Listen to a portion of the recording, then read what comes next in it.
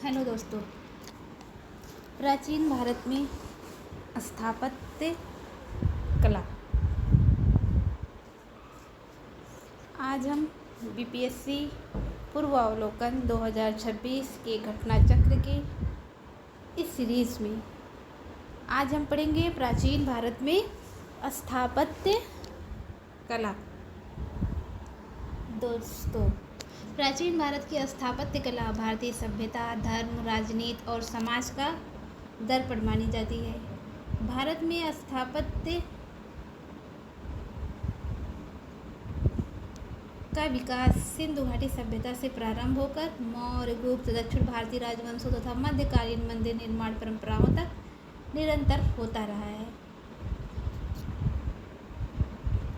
इस कला में स्तूप,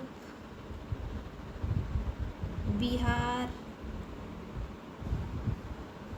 चैत्य, मंदिर,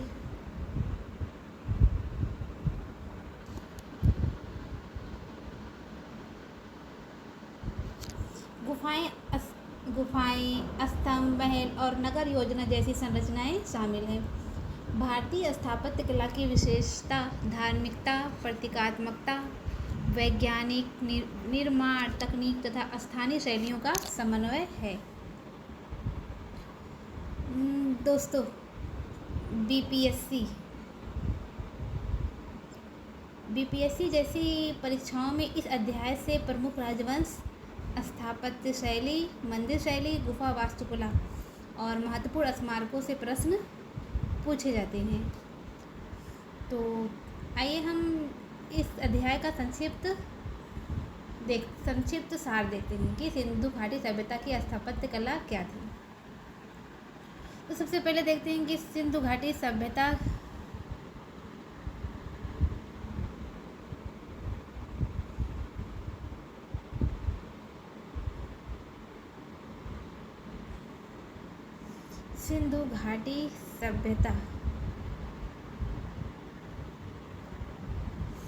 के स्थापत्य कला हम देखते हैं कि सिंधु घाटी सभ्यता की स्थापत्य कला। सबसे पहले देखते हैं सुनियोजित नगर व्यवस्था इसकी प्रमुख विशेषता थी। इसकी पहली विशेषता क्या थी? सुनियोजित नगर। सिंधु घाटी सभ्यता में सड़कें एक दूसरे को समकोण पर काटती थी, दूसरे को समकोण पर काटती थी। पक्की ईंटों का प्रयोग हुआ था इस सभ्यता में। उन्नत जल निकासी व्यवस्था थी। प्रमुख निर्माण इसमें क्या थे? मोहनजोदड़ो का ग्रेट बाथ और हड़प्पा के अन्नागार, लोथल का बंदरगाह। और हमारा नेक्स्ट है मौर्यकालीन स्थापत्य।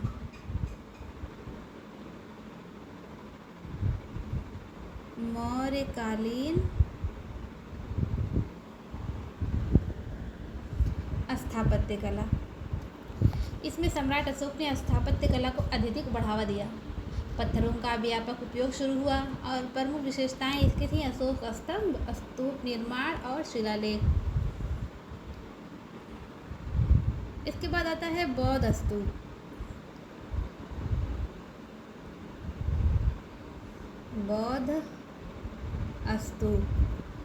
बौद्ध स्थापत्य जिसमें स्तूप, बुद्ध के अवशेष रखने होते हैं, जिसे स्तूप कहा जाता है, और जिसमें भाग होता है अंडहर्मिका, छत्र, वेदिका। इसके बाद आता है चैत्य, प्रार्थना स्थल जिसमें होते हैं, और विहार होता है जिसमें भिक्षुओं के निवास स्थान होते हैं। प्रमुख स्थल इसमें है अजंता की गुफा, एलोरा की गुफा और कार्ले चैत्य। इसमें गुप्तकालीन स्थापत्य भी आते हैं। मंदिर स्थापत्य शैली, द्रविड़ शैली जिसमें नागर शैली, द्रविड़ शैली, वेसर शैली आते हैं, और फिर शैलकृत स्थापत्य भी है इसमें।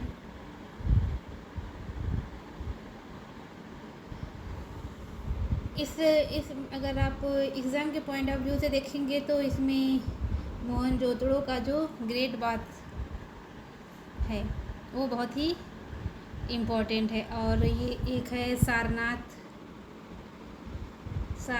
का सिंह स्तंभ, ये भी बहुत इम्पोर्टेंट है। और जो सांची का स्तूप है ये भी है। तो हम कह सकते हैं कि प्राचीन भारतीय स्थापत्य कला धार्मिक आस्था, वैज्ञानिक निर्माण तकनीक और क्षेत्रीय शैलियों का संगम है दोस्तों।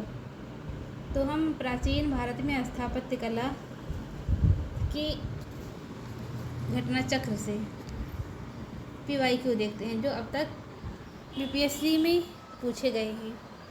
तो हमारा पहला क्वेश्चन है, क्वेश्चन 1, बराबर की गुफाओं का उपयोग किसने आश्रय गृह के रूप में किया? ऑप्शन ए है आजीविकों ने, ऑप्शन बी थारूओं ने, ऑप्शन सी जैनों ने और ऑप्शन डी तांत्रिकों ने। ये क्वेश्चन है BPSC प्री 1999 में पूछा गया है। तो इसका सही उत्तर है ऑप्शन ए आजीविकों ने। बराबर की गुफाओं का उपयोग किसने आश्रय गृह के रूप में किया था? तो आजीविकों ने। आइए इसका विश्लेषण देखते हैं। मौर्य युग में पहाड़ियों को काटकर निवास स्थान बनाने की कला का विकास हुआ। अशोक तथा उसके पौत्र दशरथ के समय में बराबर तथा नागार्जुनी पहाड़ियों को काटकर आजीविकों के लिए आवास बनाए गए थे। अशोक के समय बराबर पहाड़ी की गुफाओं में सुदामा की गुफा, कर्ड चौपड़ आदि गुफा प्रमुख है। अब देखते हैं हमारा नेक्स्ट क्वेश्चन, क्वेश्चन नंबर 2। हमारा क्वेश्चन नंबर 2 है, भारतीय कला में स्तूप, चैत्य और विहार का निर्माण निम्नलिखित में से किससे संबंधित है? स्तूप, चैत्य और विहार किससे संबंधित है? तो आपको पता है कि ये बौद्ध धर्म से संबंधित है। तो इसका ऑप्शन देखते हैं कि ऑप्शन ए आजीविक संप्रदाय, ऑप्शन बी वैष्णव संप्रदाय, ऑप्शन सी बौद्ध धर्म और ऑप्शन डी शैव संप्रदाय। ये BPSC प्री 2023 में पूछा गया था। तो इसका सही उत्तर होगा ऑप्शन सी बौद्ध धर्म। आइए इसका विश्लेषण देखते हैं।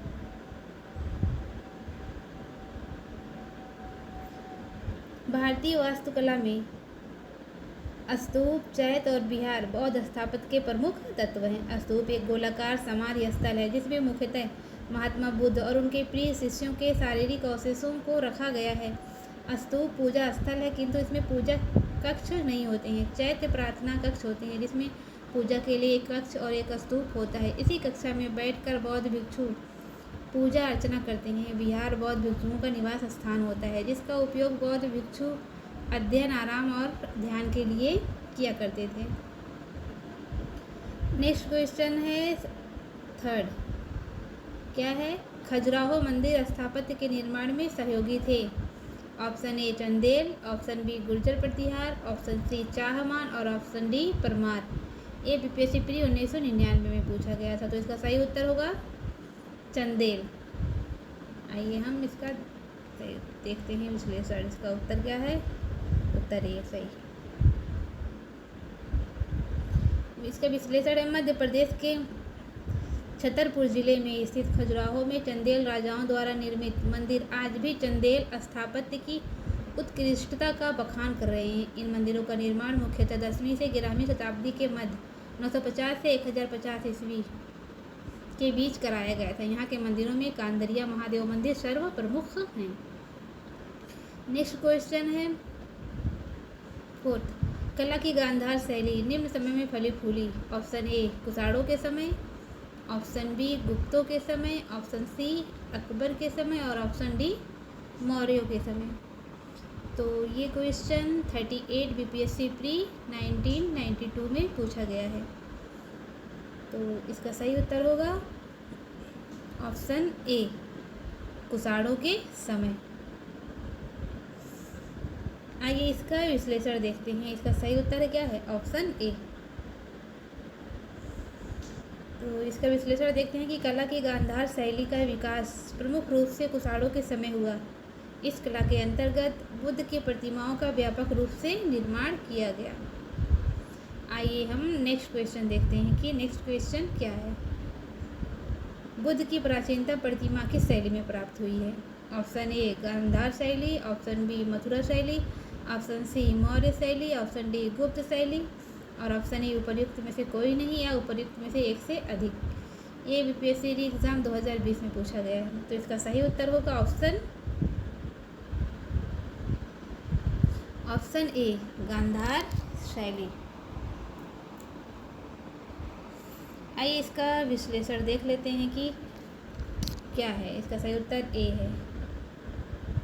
कुषाण काल में ही गांधार एवं मथुरा कला शैली के तहत बुद्ध एवं बोधिसत्वों की बहुसंख्यक मूर्तियों का बैठी एवं खड़ी स्थिति में निर्माण हुआ।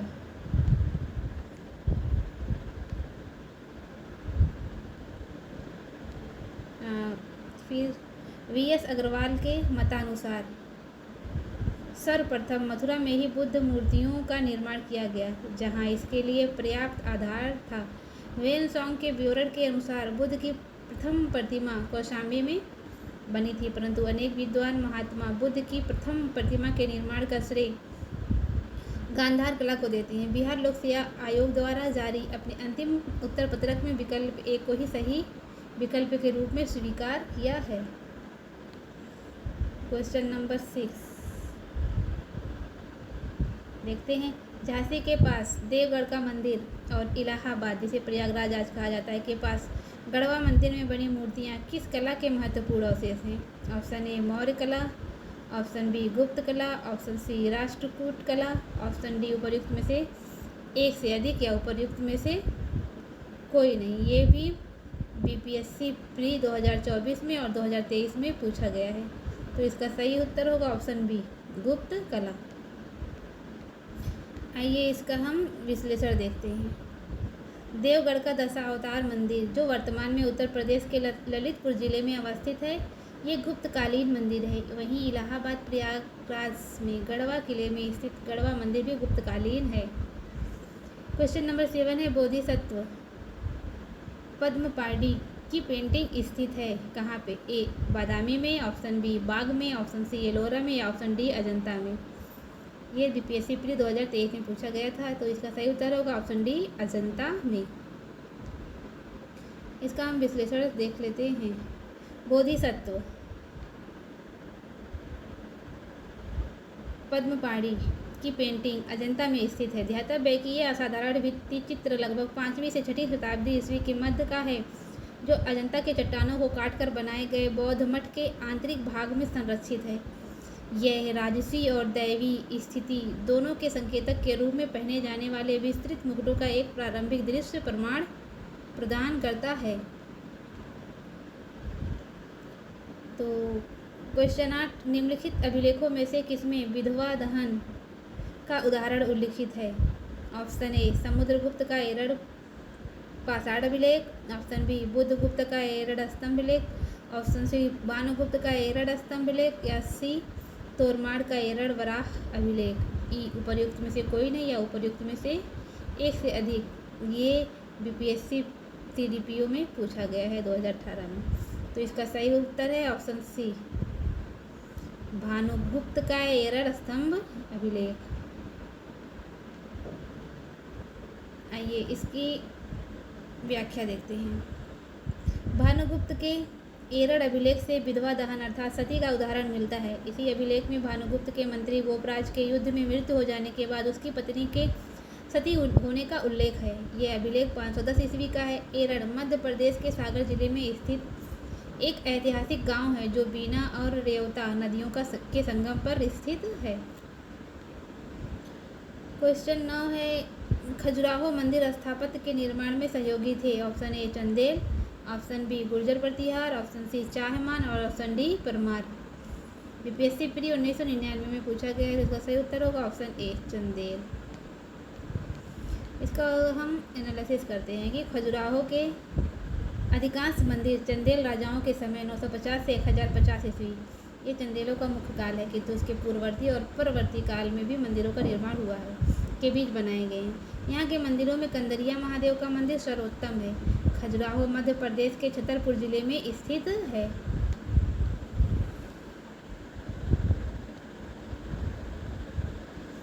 क्वेश्चन नंबर 10 है। बराबुदूर विश्व में सबसे अद्भुत स्तूप है और इसकी मूर्ति और मूर्तिकला किसका शानदार उदाहरण है? ऑप्शन ए भारत तिब्बत कला, ऑप्शन बी भारत कंबोडिया कला, ऑप्शन सी भारत चंपा कला, ऑप्शन डी भारत जावा कला। उपर्युक्त में से कोई नहीं, उपर्युक्त में से एक से अधिक। तो इसका सही उत्तर होगा ऑप्शन डी भारत जावा कला। हम देखते हैं इसका विश्लेषण। बरागदूर स्तूप इंडोनेशिया के जावा द्वीप में स्थित है। ये यूनेस्को द्वारा मान्यता प्राप्त विश्व विरासत स्थल है। नेक्स्ट है चीनी स्रोत के अनुसार श्रीलंका के शासक मेघवर्मन ने गया में बौद्ध मंदिर बनाने की अनुमति के लिए निम्नलिखित में से किस गुप्त राजा के पास एक मिशनरी भेजा था? ऑप्शन ए चंद्रगुप्त द्वितीय, ऑप्शन बी चंद्रगुप्त प्रथम, ऑप्शन सी समुद्रगुप्त। इनमें से कोई नहीं। ये क्वेश्चन बीपीएससी प्री 2023 में पूछा गया है। तो इसका सही उत्तर होगा ऑप्शन सी समुद्रगुप्त।